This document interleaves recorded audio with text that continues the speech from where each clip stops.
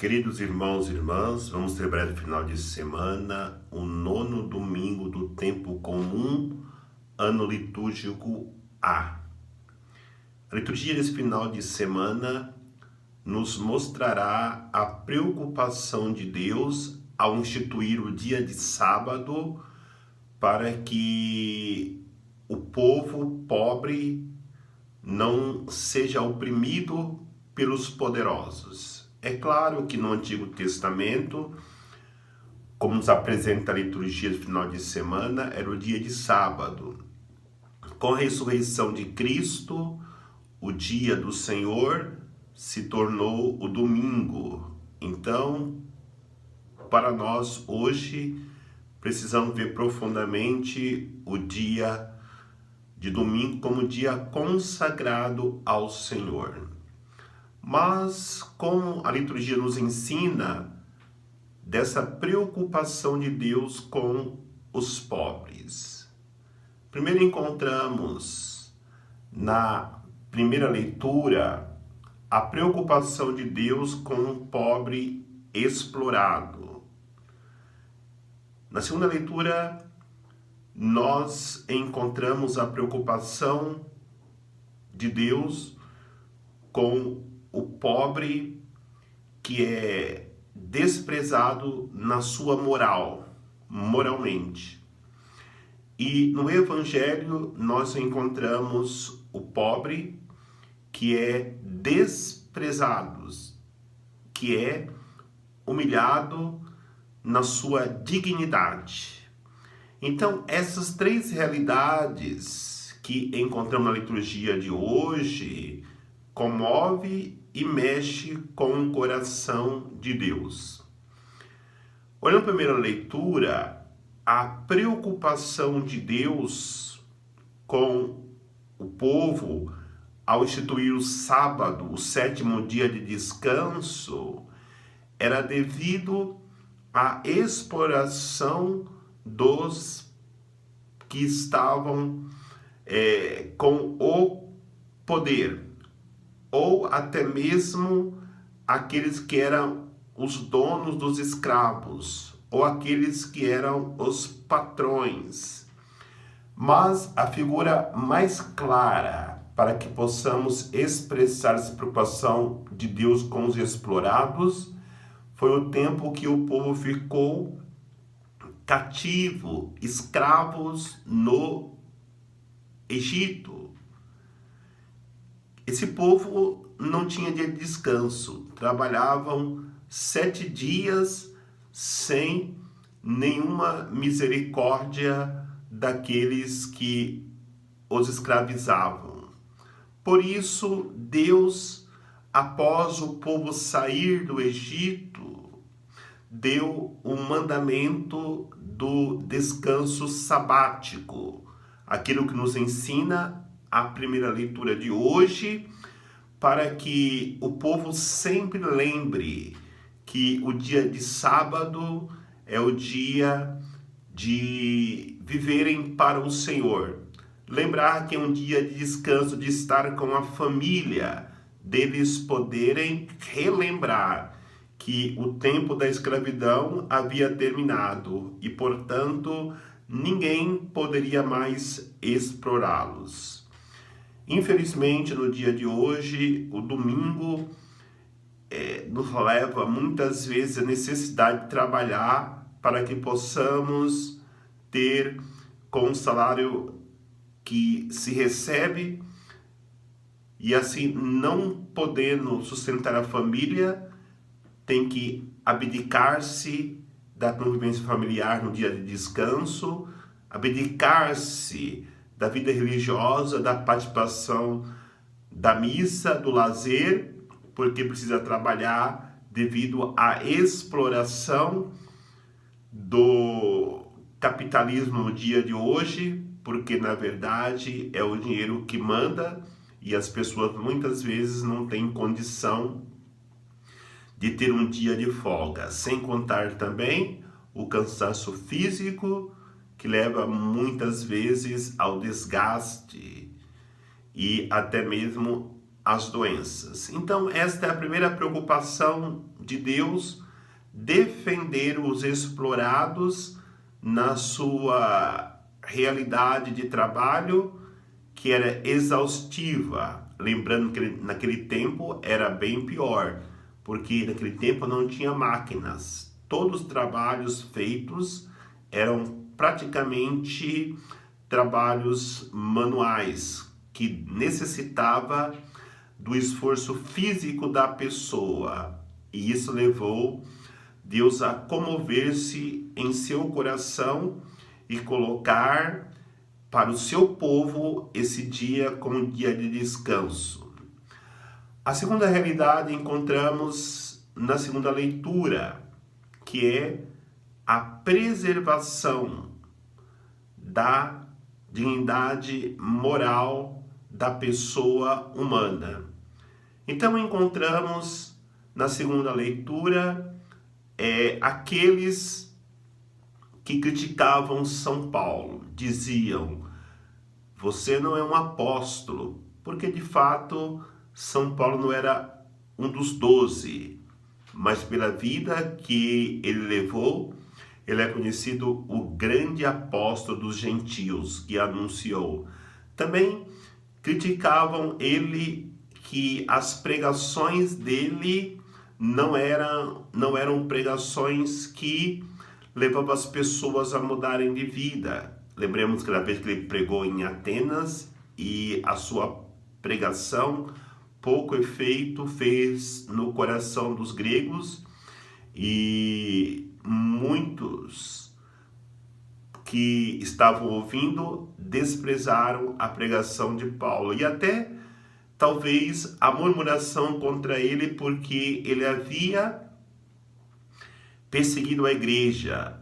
Então procuravam humilhá-lo moralmente.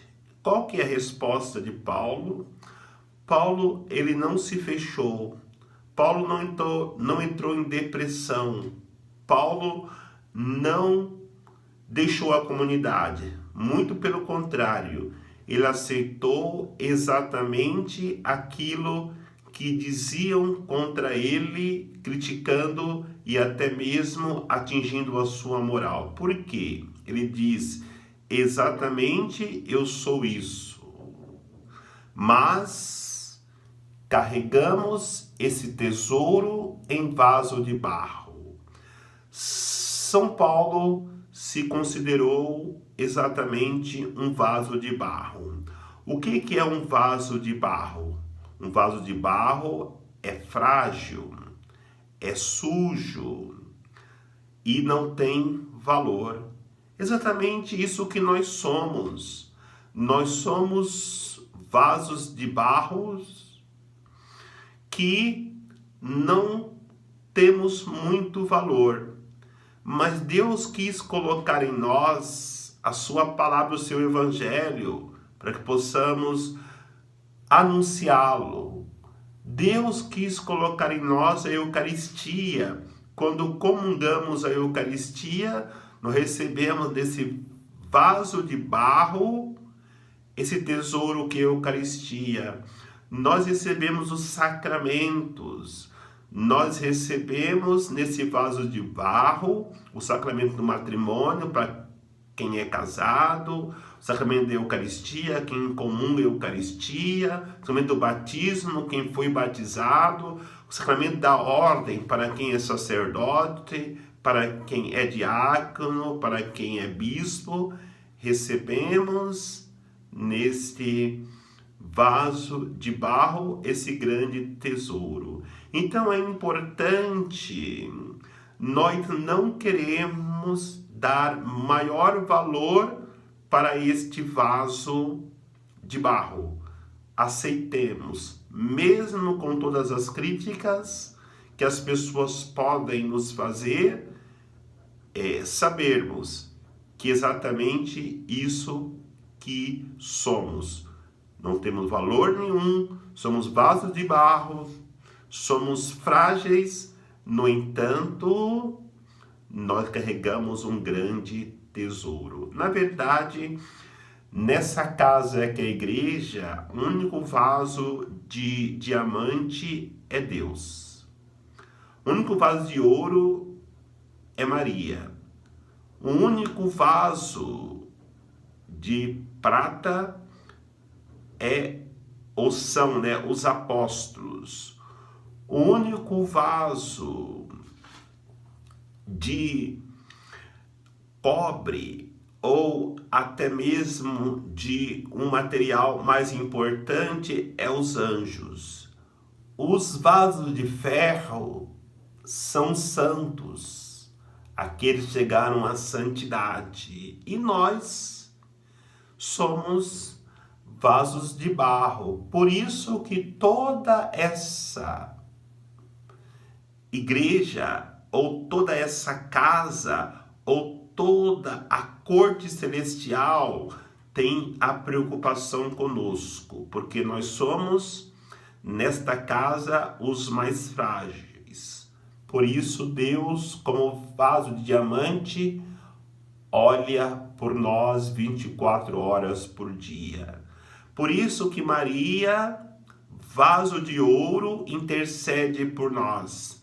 Por isso que os apóstolos, como um vaso de prata, se preocupam e intercedem por nós. Por isso que os anjos, como vasos de bronze, se preocupam e estão nos acompanhando cada passo que nós damos, e temos nosso anjo da guarda. Por isso que os santos são os nossos intercessores.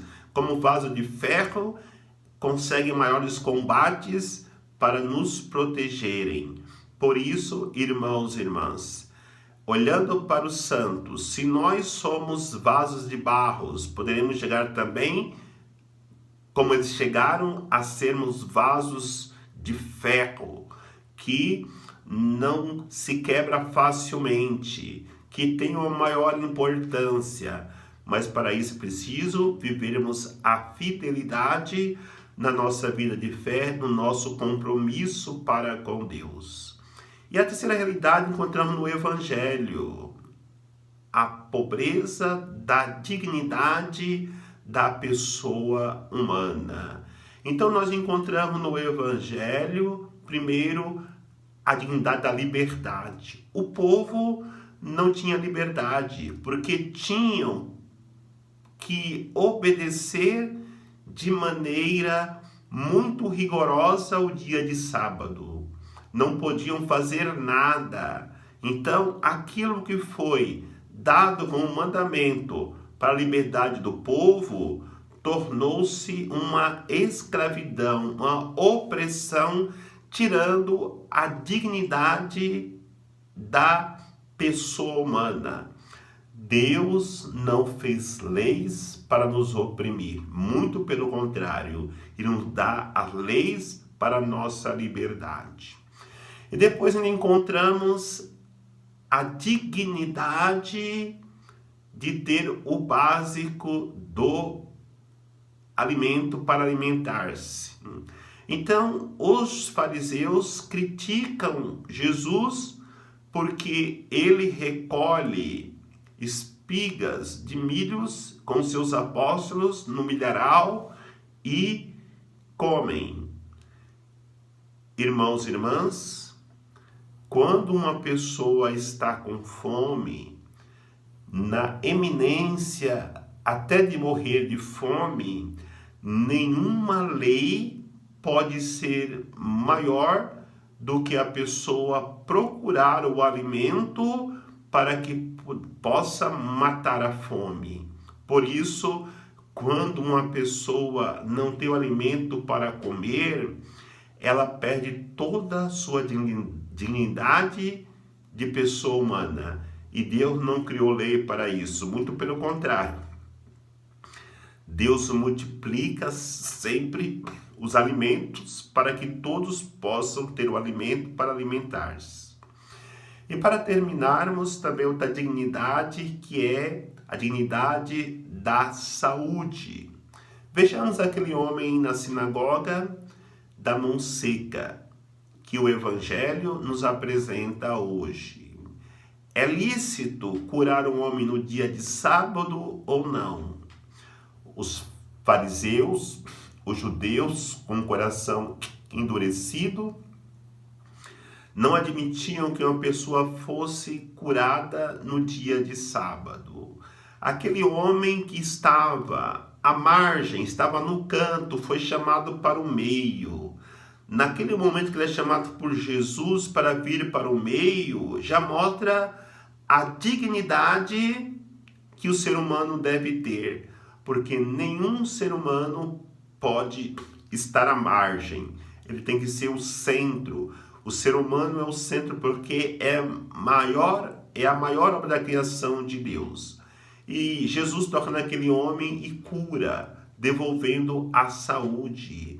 A saúde da pessoa humana é uma prioridade de Deus. E também deve ser prioridade acima de qualquer lei, a saúde de qualquer pessoa humana. No entanto, infelizmente entendemos, se a pessoa não tem dinheiro para pagar a sua consulta, para pagar a sua cirurgia, para pagar o hospital na sua diretoria, ou até o médico particularmente, deixa a pessoa morrer, mas não atende. Isto tira toda a dignidade da pessoa humana. Então, a liturgia de final de semana, no nono domingo do tempo comum, ano B, quer nos ensinar aquilo que Deus nos ensinou na sua essência, daquilo que realmente é o dia de sábado, o que é os mandamentos, o que é o dia do Senhor. Que Deus nos abençoe, nos fortaleça e nos conduza sempre mais uma vida de santidade, na dignidade que Ele projetou e quis para cada um de nós. Que Deus nos abençoe em nome do Pai, do Filho e do Espírito Santo. Amém.